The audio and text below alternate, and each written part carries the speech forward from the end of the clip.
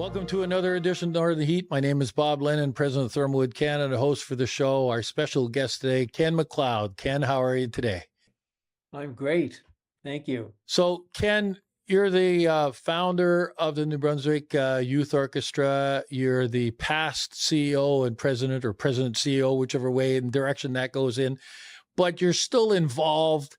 And last month, there was a real special event that happened in Moncton with the kids from the Sistema program. And let's talk a little bit about that, because there was somebody special involved in this and how this all came about. So I'll leave it up to you to tell us the story. Okay. Well, thank you. Well, first, the New Brunswick Youth Orchestra began in 1965. So I'm actually not the founder of the New Brunswick Youth Orchestra, but I am of Sistema New Brunswick, which is a program of the New Brunswick Youth Orchestra that started in 2009. So about 2 years ago, Bob, something came into my inbox, and it was information about a new symphony. It was called Wild Symphony, and it was composed by Dan Brown. And of course, for those of us who have read Dan Brown's books, we know him as the author of the #1 New York Times best-selling Davinci Code and others.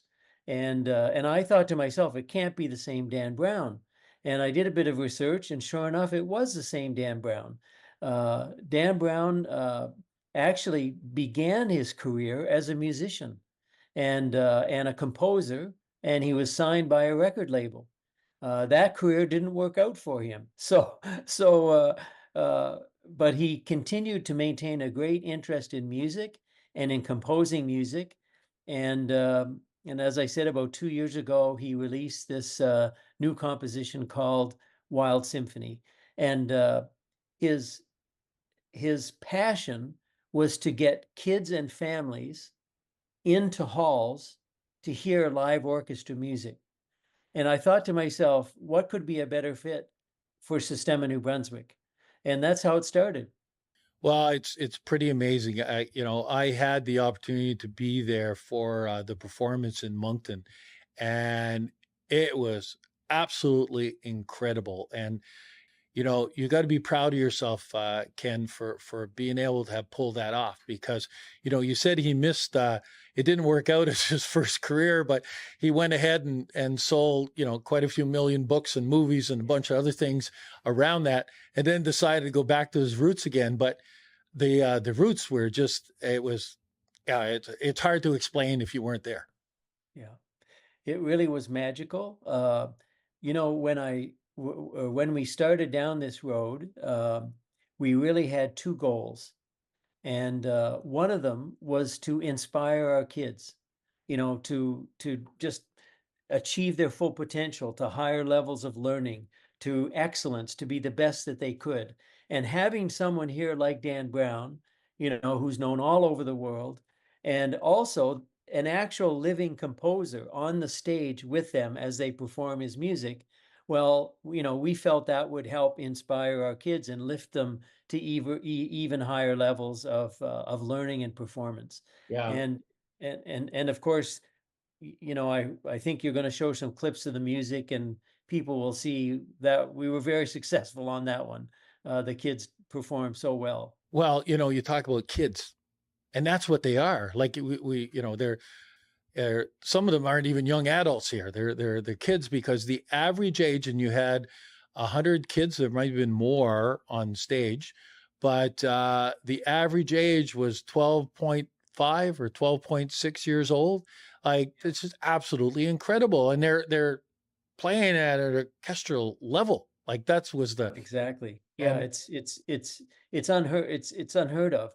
And that kind of comes to the second goal. You see, one of our objectives is, by having someone of Dan Brown's celebrity, it would help us, we believed, amplify this message of music as a vehicle for social development and social change for kids who might otherwise not have opportunity.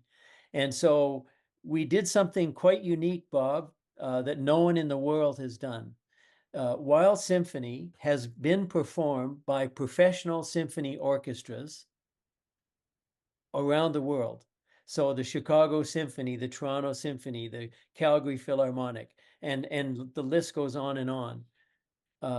We are the first children's orchestra to perform Wild Symphony. So we strategically chose not to play it with our provincial youth orchestra or our regional youth orchestras. Instead, we wanted to bring together a group of our Sistema kids and form the Sistema New Brunswick Children's Orchestra. So kids in our Sistema programs all over the province had a chance to audition.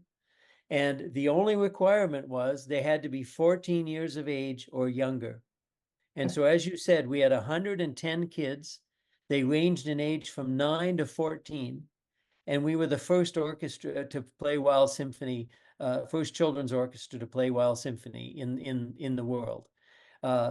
The other uniqueness of the performance was we were the only ensemble in North America where Dan Brown appeared personally in 2024 in a performance of his symphony.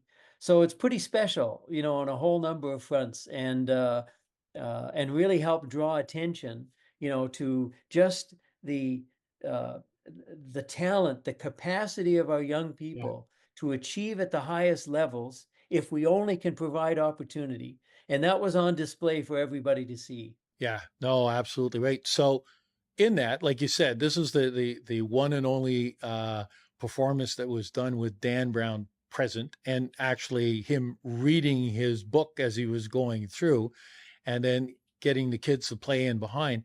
Now, what kind of feedback did you get from Dan after this was all over? Because I'm sure he had some words of wisdom to bring forward here.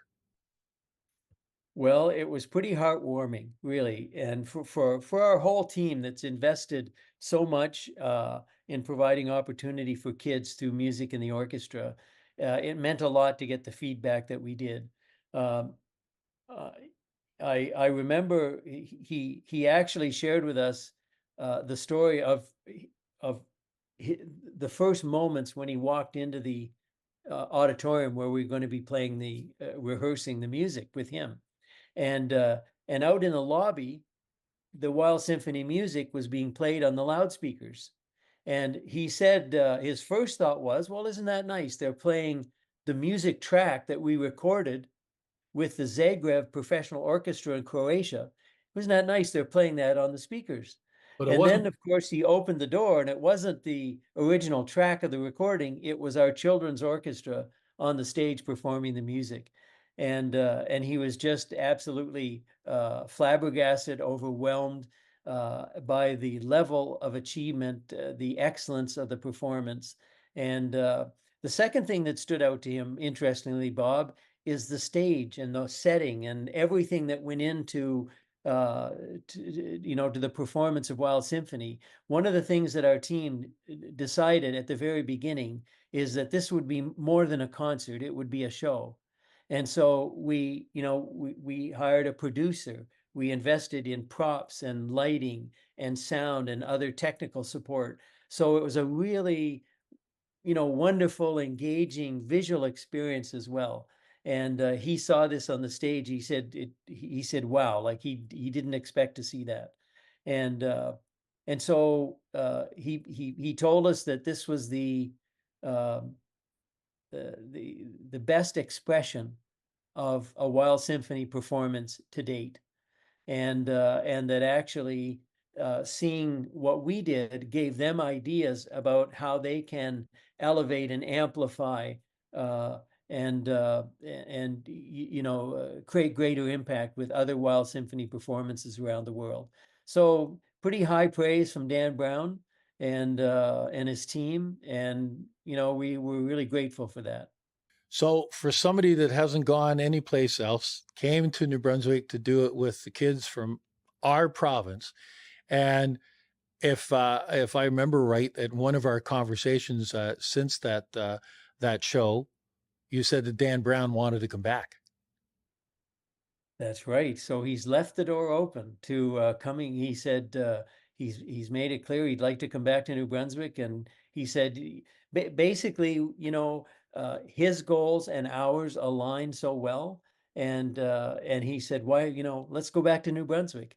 And when I heard that, it took all of a second and a half to say, okay, we're up for it. What's the date? Yeah. Yeah. So, we're hoping to have him back sometime in the next year or so, and we can, have more fun together. Well, for anybody that missed that performance back in June, they better start looking at buying their tickets now for the next show, because everybody's going to be talking about this, and to the point that I'm sure you'll be sold out well ahead of time. So anybody that wants any tickets, they should start pestering you guys now and say, okay, when's it going? When's it going? So that they do get tickets to it. Well, Bob, we had over 5,000 people attend 4 shows, and we live streamed the 2 daytime shows. One was in English and one was in French, to school audiences. And that live stream was viewed by more than 10,000 young people in schools all across New Brunswick. That's amazing. It was, the reach and the impact. The Department of Education partnered with us. We went and said, would you develop curriculum? They did more than that. They bought a Wild Symphony book and put it in every school library in the province. And then they developed a curriculum package for grade K to 8 that will be a resource that teachers will have, for years and years going forward. And so, yeah, there are just many special elements to this that we're really proud of. And we're proud of our kids and their achievement and accomplishment, most of all. And we're looking forward to having Dan Brown back. I can tell you this: not many people can say what I'm about to say, Bob. I saw Dan Brown kiss a lobster. So there you go. A New Brunswick tradition, Shediac Bay cruises here at the Pointe de Chine Wharf. That's someone on the ship has got to kiss the lobster, and well, Dan Brown, Dan Brown. stood up and took the lead. So Well, it's amazing, and again, not only, we're a quiet province. As much as I hate to say it, but we're a quiet province. We don't boast about what we've got, but what we have is absolutely incredible. And when people come here and they come to visit and they're from outside, they get hooked with that. And the fact of cooking the lobster or kissing the lobster, he's never going to forget that. He's never going to forget the event.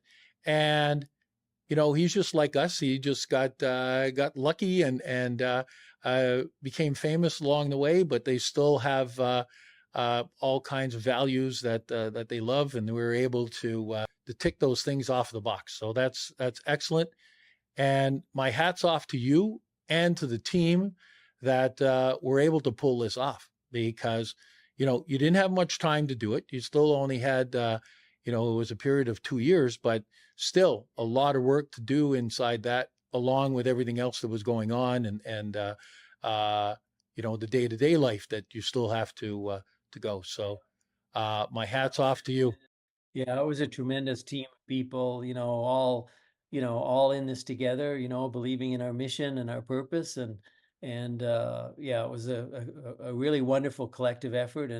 And I think we made New Brunswick and Canada proud by the work we did on this project. Well, making Canada proud of what we do in New Brunswick and what you're doing with that team. And keep up the great work, Ken. And again, my hat's off to you and the team for doing this wonderful job. And the next time we meet, I'm going to bring you one of these hats that shows the Northern Heat, because you definitely turned on the heat on this one. Well, and with the heat of the sun too, a guy like me, Bob, it'll be welcome. It'll help you out.